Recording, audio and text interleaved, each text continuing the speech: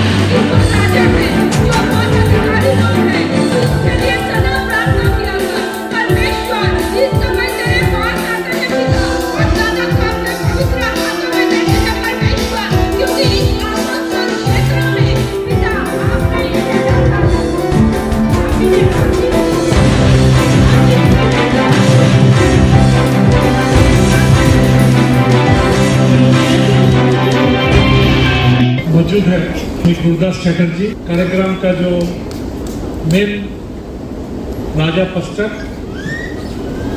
मंच पर और এদিনের অনুষ্ঠান থেকে মলয় ঘটক কি বললেন শোনাবো। বর্তমান ছিল তো এসেই ছিল না, এখন তো প্রচারে একদিনও বেরোলেন না। কে বললো?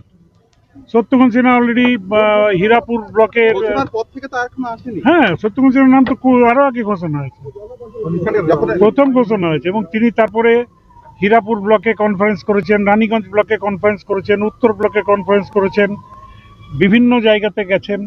উনি হোলির জন্য গেছিলেন। বিজেপি কি প্রার্থী কালকে আসছে বোধ হয়। কি বিজেপি কি প্রার্থী খুঁজে পাচ্ছে না? দেখো, আমি বাইট দিই না, যা বলার বলবো।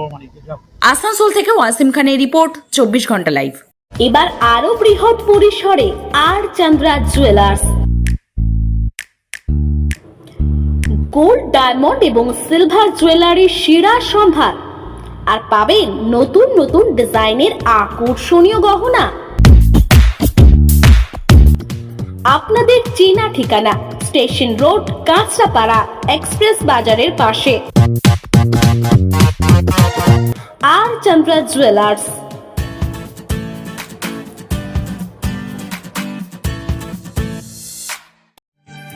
কি রে, তোদের হলো?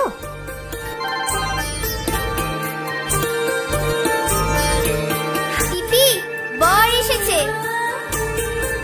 পড়ে যাবি তো।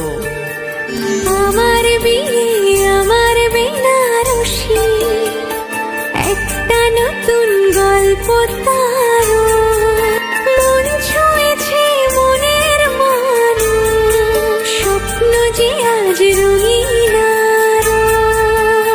নতুন স্বপ্নে নতুন করে সেজো। বিমল শাড়ি সেন্টার, কাঁচরাপাড়া।